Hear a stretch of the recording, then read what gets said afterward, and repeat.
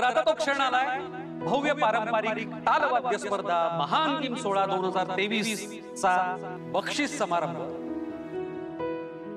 या बक्षिसाचं स्वरूप आहे फिरता चषक आणि 25 लाख रुपये।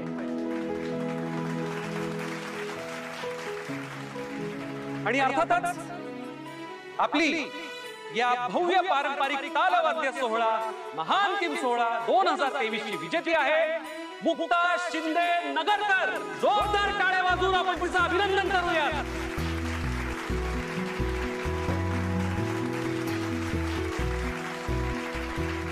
आणि मी मान्यवरांना आणि आयोजकांना विनंती करतो की आपला फिरता चषक घेऊन या आणि या बक्षिसाची जी रक्कम आहे त्या रकमेचा चेक आपली 2023 ची विजेती मुक्ता शिंदे नगरकर हिला सुपूर्द करा।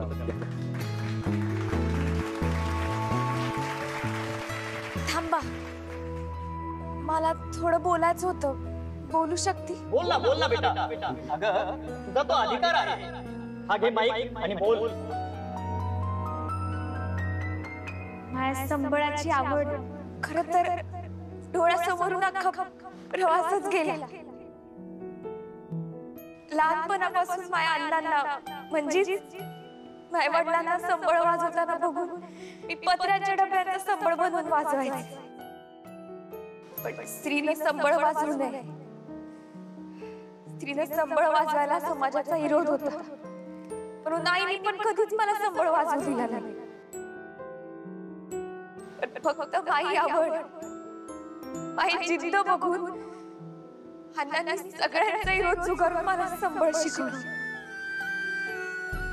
अण्णा उत्कृष्ट संबळ वाजवतात,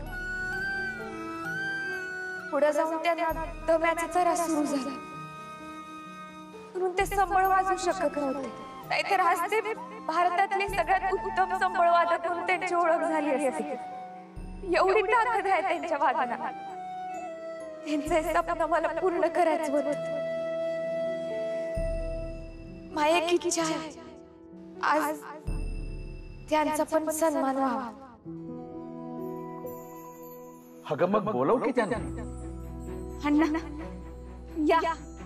अण्णा अण्णा ऐका ना, तुम्ही वरती जा, तुमचा क्षण प्लीज।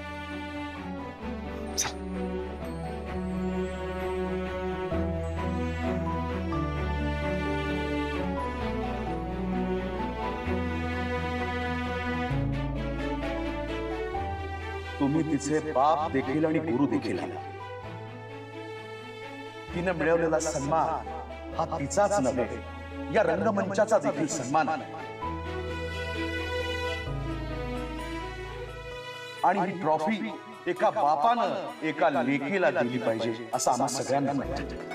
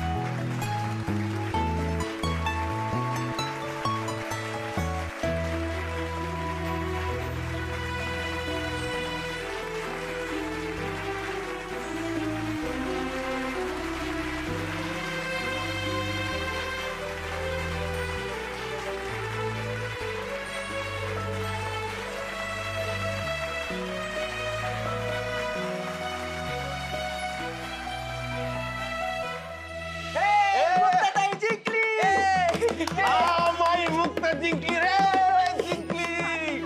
अरे माई आत्माराम शिंदेची मान जिरा भवानी उंच केली माय मुक्तानं। अरे माई पुरी जिंकली, माई मुक्त जिंकली। असं कसं काय ओरडताय? असं कसं नाही, आता किती ओरडू ते सांग। अरे साऱ्या गावाला मी ओरडून सांगणार आहे, माया मुक्ताचा विजय त्यांना समजला पाहिजे। हा अख्ख्या गावाला समजलं पाहिजे.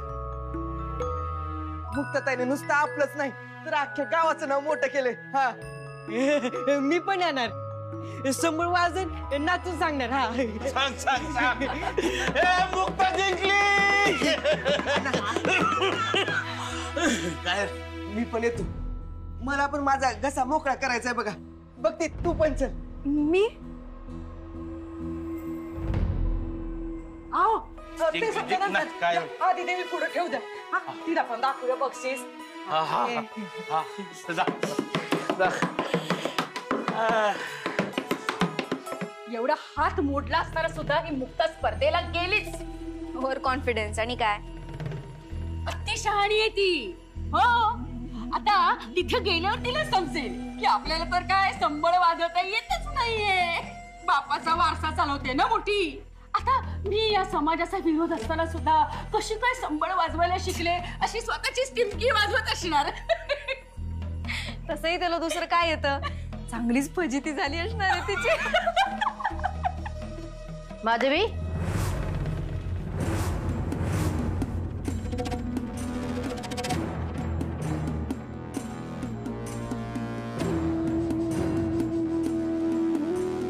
काय झालं? हसा ना, आनंद साजरा करा. नाही तुम्हाला आवडणार नाही तरी एक तुमच्यासाठी दुःखाची बातमी देऊ का मी? नाही कारण तुमच्यासाठी ना अतिशय वाईट बातमी आहे. तुम्हाला वाटतंय ना तशी मुक्ताची फजिती झालेली नाहीच आहे.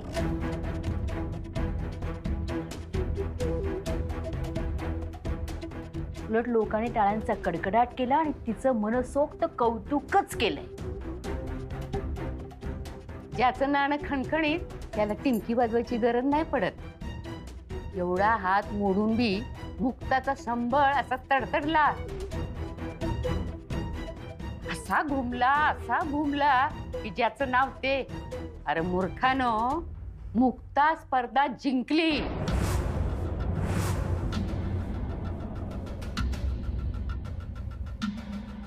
काय झालं?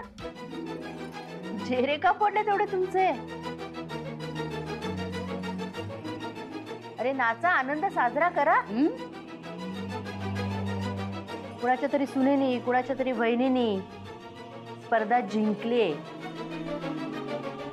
शिंदे आणि नगरकर घराण्याचं नाव अख्ख्या महाराष्ट्रामध्ये गाजवलंय. माधवी, आर्या आणि युवराज, जरा ते मनातलं कपट बाजूला करा.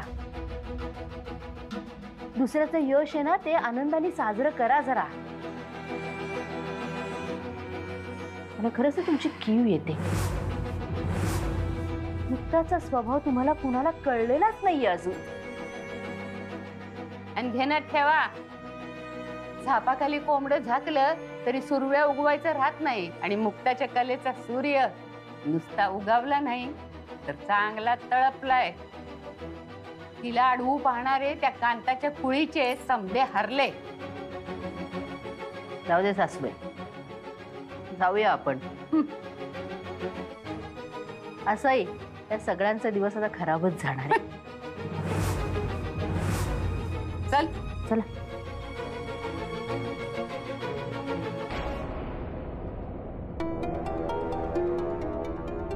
ही अशी कशी जिंकली? नक्कीच हिची क्यू करून हिला जिंकून दिला असणार आहे. हो असंच झालेलं असणार. नाही, मला तर असं वाटते दादांनी तिला वशिला लावून जिंकवलं असणार. बरोबर आहे, म्हणूनच दादा गायब झालेले असणार. काहीतरी खबर काढावी लागणार. मला तर वाटतंय की परीक्षकांना त्यांची चूक लक्षात येईल आणि मग तिचं ते बक्षिसाने ते असे काढून घेतील. आणि डप्पा, अरे हे कुठे गेले दोघं? आणि मी काय ती मूर्खासारखी ते बडबडते. आर्या आहे ना तीच मूर्ख आहे. आणि हा युवराज, अरे ह्याला तर काही कळतच नाही. युवराज, ये युवराज.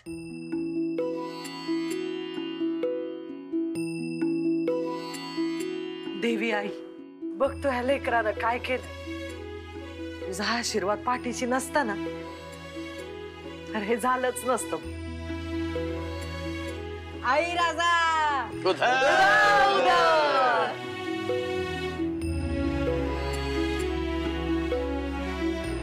काय हो, काय जावई बापू मुक्ता अजून कसे आले नाही? आता ते डॉक्टरांच्याकडे गेलेत म्हणल्यावर थोडा वेळ लागणारच ना.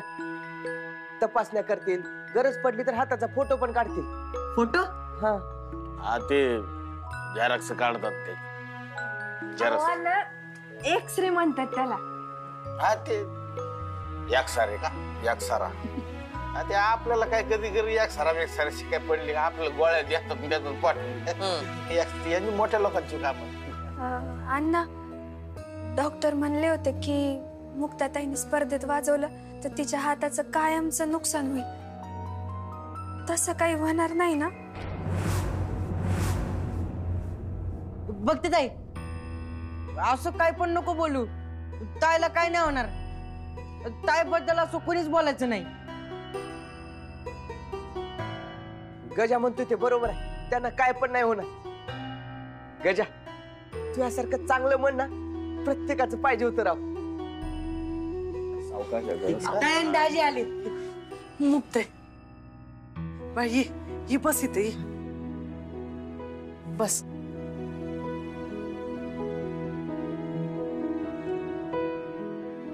कसं सुकलंय ग मावं लेकरू. सारंगराव काय म्हणले डॉक्टर? हो डॉक्टर नंतर म्हणजे बघा आधी तर मुक्तानी संबळ वाचवला आणि त्यात ही कॉम्पिटिशन ती जिंकली ह्यावर त्यांना विश्वासच बसला नाही. ते शॉकच झाले. पण नंतर ते म्हणाले की आपण एकदा मुक्ताच्या हाताचा एक्सरे पुन्हा एकदा काढून बघू. पण मग काय म्हणले ते? नाही ते म्हणाले की हाताची परिस्थिती थोडी नाजूक आहे, आपल्याला काळजी घ्यावी लागेल.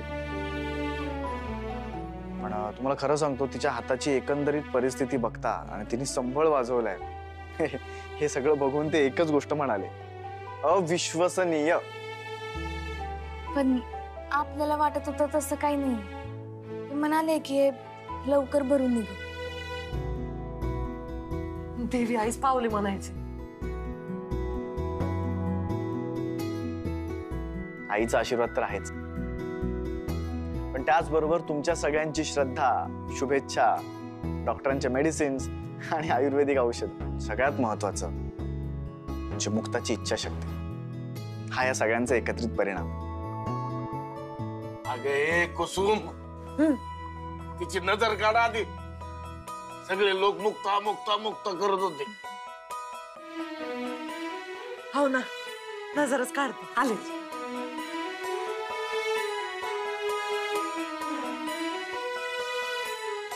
राजा, सुनीलराव, मुक्ताचं पेढे वाटायचं बरं का गावात. होय होय.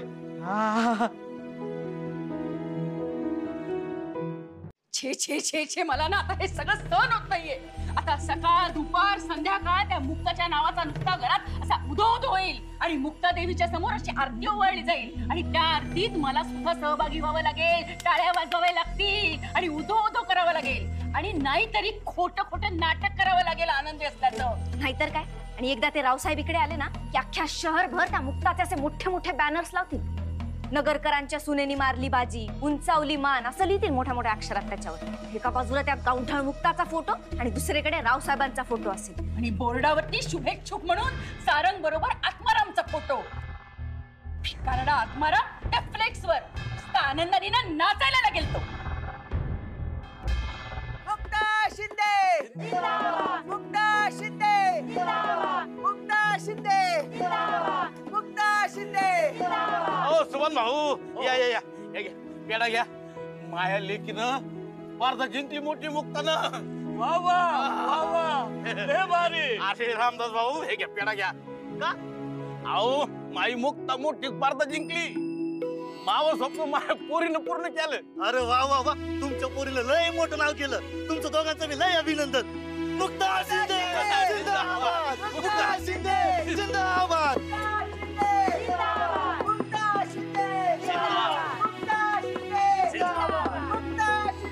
अरे दळवी साहेब नमस्कार नमस्कार. हा घ्या पेढा घ्या. अहो दळवी साहेब, माई मुक्ता आहे ना महाराष्ट्रातली सगळ्यात मोठी स्पर्धा जिंकली बरं का.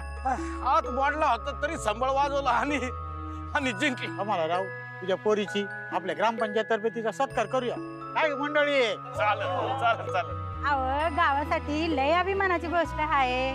मुक्ता शिंदे जिंदाबाद, मुक्ता शिंदे जिंदाबाद, मुक्ता शिंदे जिंदाबाद. सारंगचा फोन आला होता, ते दोघं डॉक्टरकडे जाऊन आले.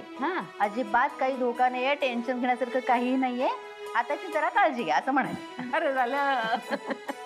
त्या दोघांनी आधी इकडे बोलवून घे. हा, मुक्ताचा आनंद तिने मिळवलेली ती थेरपी दोन्ही बघायची मला लई घाई झाली. करते, फोन करते सारंग. आणि मला बी तिच्या संग बोलायचंय. स्पीकर वरच ठेवते. हा सारंग, आई बोलते. हाय. ऐक ना, तुम्ही दोघ जण इकडे या ना निघून गाड्यावर. होय होय, आम्ही खूप आतुरतेने वाट बघतो रे तुझी. आम्ही अजिबात वाट बघत नाही होत. हो, मुक्ता इथेच आहे. मुक्ता, आई तुला वाड्यावर यायला म्हणते.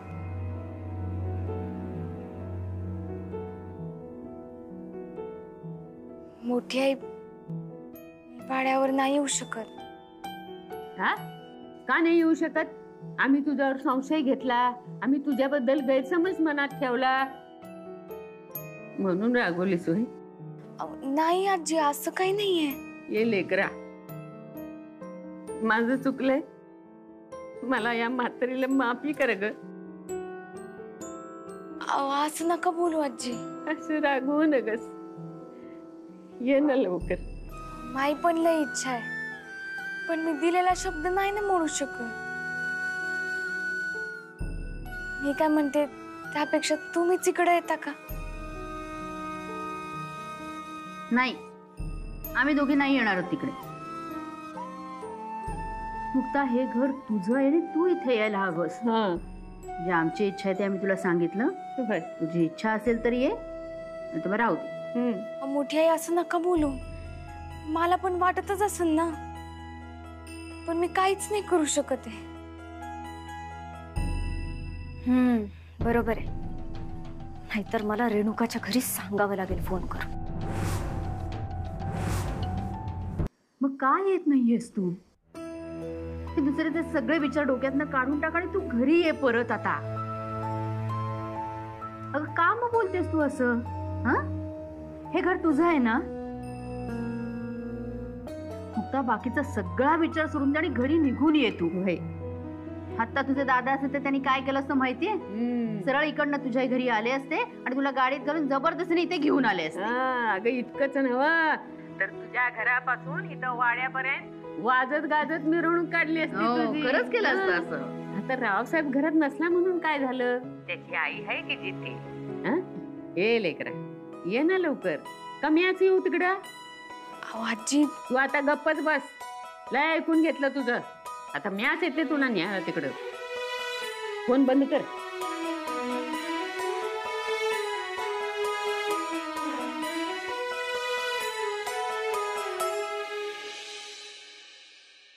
सासूबाई, मी पण येते ना तुमच्यावर. आपण दोघी जाऊया तिला आणायला.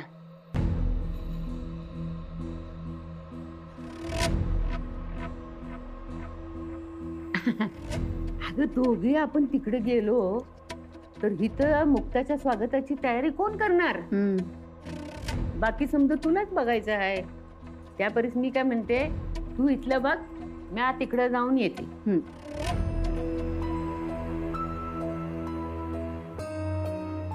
गेली पोचक आहे. मग किती वाईट खोडे सगळीकडे जाऊन ऐकत असते सगळं.